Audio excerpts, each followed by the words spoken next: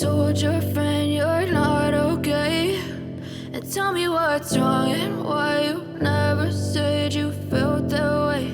And guess you're trying to stay strong and fake a smile until I look away.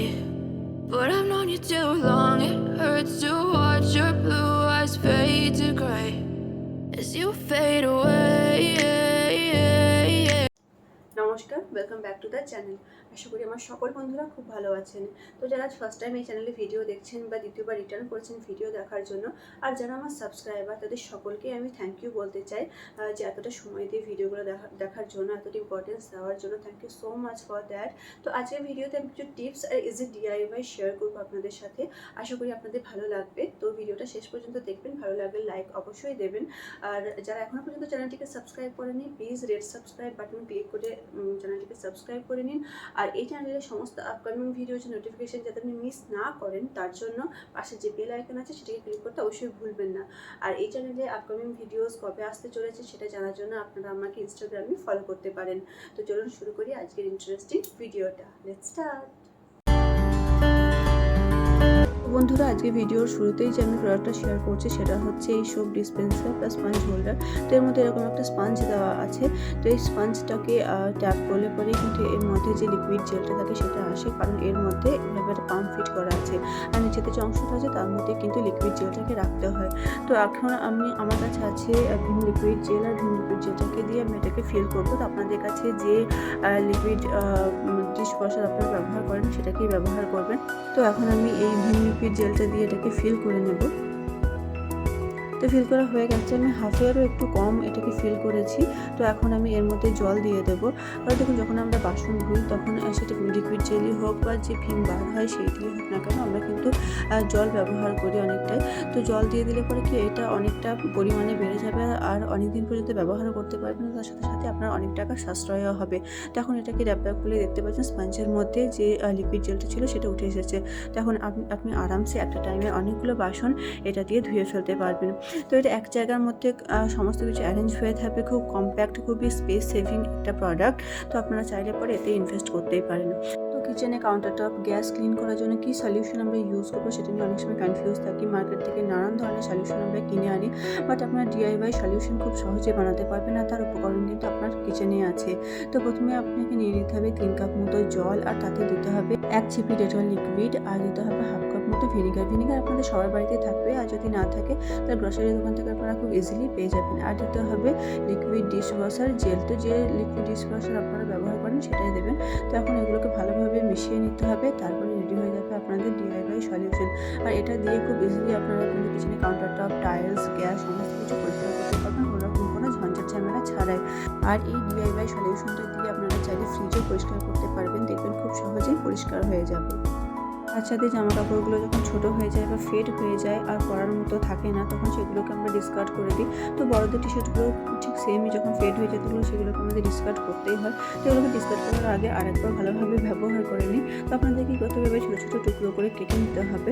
এই ছোটো ছোটো টুকরো করে কেটে রাখলে কেউ কিচেনে যে কোনো ডিপ ক্লিনিংয়ের সময় কোনো জায়গায় তেল পড়ে গেলো বা কোনো জায়গায় তেল চিটচিটে ভাগ হলো, সেগুলো ক্লিনিংয়ের ক্ষেত্রে কিন্তু এই ছোটো ছোটো কাপড়ের টুকরোগুলো কিন্তু খুবই কাজে দেয়। তো এখন আপনি এগুলোকে একটা জায়গার মধ্যে আমি স্টোর করে রেখে দিই, একটা কিচেনে রেখে দিই। তো আমার যখনই প্রয়োজন হয় আমি এর থেকে নিই আর ক্লিনিং করে নিই। তো ব্যাস, খুবই ইজি, খুবই সিম্পল একটা মেথড। আপনারা চাইলে পরে এটাকে ট্রাই অবশ্যই করতে পারেন। তো এখন দেখতে পাচ্ছেন আমার হাতে আছে একটা ঝুড়ি, আর এটাকে দিয়ে আমি একটা ডিআইওয়াই ল্যাম্প বানাবো। তো মন্দিরের পাশে যারা ফুল বিক্রি করেন না, তাদের থেকে আমি এটা কিনেছিলাম 10 টাকা না 15 টাকা দাম নিয়েছিল।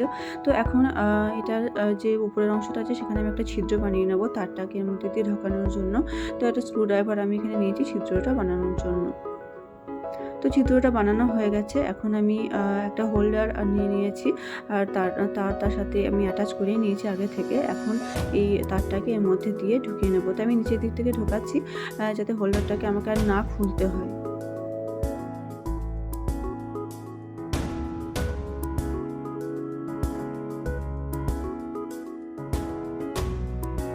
তো আমি এখন নিয়ে নিয়েছি একটা বাল্ব, আর বাল্বটাকে এর মধ্যে ফিট করে দিলেই রেডি হয়ে যাবে আমাদের ডিআইওয়াই ল্যাম্প।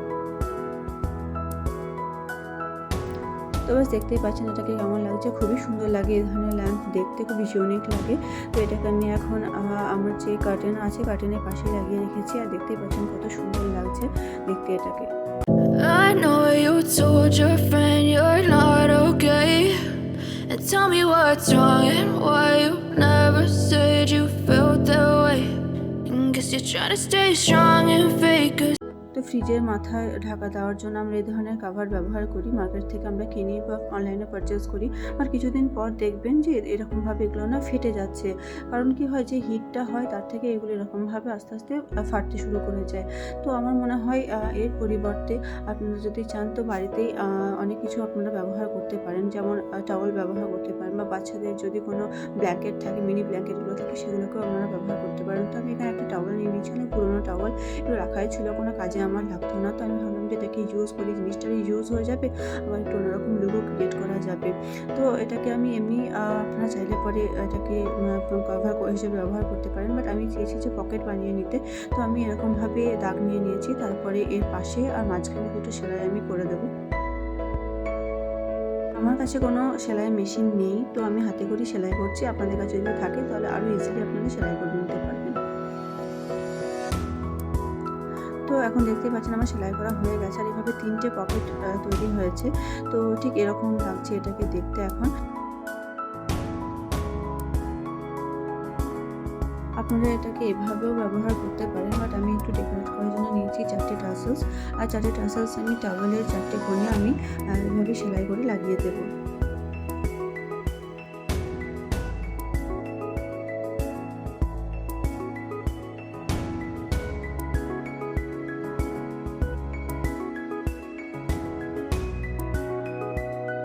বাস রেডি হয়ে গেছে আমাদের ফ্রিজ কভার।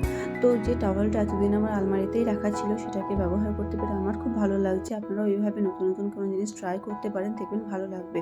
আর দেখতেও খুবই সুন্দর লাগছে, আর পকেটগুলো বেশ বড় বড় হয়েছে। বাট যেহেতু টাওয়েলটা ফ্রিজের থেকে একটু বেশি চওড়া, তাই পিছনের দিকটা একটু ঝুলে আছে, বাট স্টিল দেখতে খুবই সুন্দর লাগছে। নেক্সট যে ডিআইওয়াইটা আমরা বানাবো তার জন্য নিয়েছি নারকেল তেলের ডিব্বা। তো এই ধরনের ডিব্বা নেই কারোর বাড়িতে, এমনটা হতেই পারে না, সবার বাড়িতেই থাকে। তো এটাকে দিয়ে বানাবো একটা ডিআইওয়াই প্লান্টার, খুব কিউট একটা প্লান্টার বানাবো। তার জন্য নিয়েছি আমি একটা প্রিন্ট আউট। তো পিনিন্টারেস্ট থেকে আমি এটা ডাউনলোড করেছি, আরও সুন্দর সুন্দর প্রিন্ট ছিল, বাট এটাই আমার আপাতত পছন্দ হলো বলে এটাকে আমি প্রিন্ট আউট করে নিয়েছি। এখন আমি ফেভিকল আর জল নিয়ে একটু ডাইলিউট করে নিয়েছি, যেহেতু আমার কাছে মডপজ গ্লু এখন অ্যাভেলেবেল নেই। আর যে প্রিন্ট আউট পেপারটা ছিল সেটাকে আমি এই ডিব্বাটার মাপ করে কেটে নিয়েছি। এখন প্রথমে গ্লু দিয়ে দেবো, তারপরে এই যে প্রিন্ট আউট পেপারটা নিয়েছি সেটাকে আমি এর মধ্যে এভাবে চিপকে দেবো। তো পুরো প্রসেসটা কমপ্লিট হয়ে যাওয়ার পরে আমি এর উপরে মডপজ গ্লু দিয়ে দেবো, যাতে এটা ফিক্সড হয়ে যায় ভালোভাবে এবং একটু ওয়াটারপ্রুফও হয়।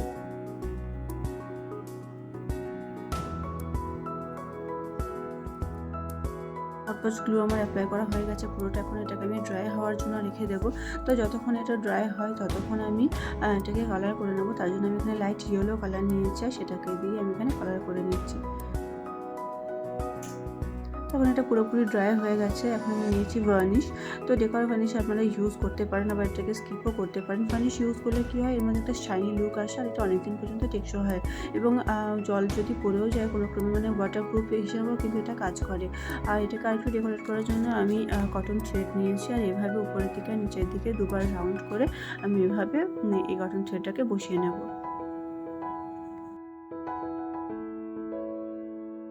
বাস রেডি হয়ে গেছে আমাদের প্ল্যান্টার। তো এর মধ্যে আমি এখন কিছু আর্টিফিশিয়াল লিভস রেখে দিয়েছি, আর এটাকে আমি রেখে দেবো ফ্রিজের ওপরে।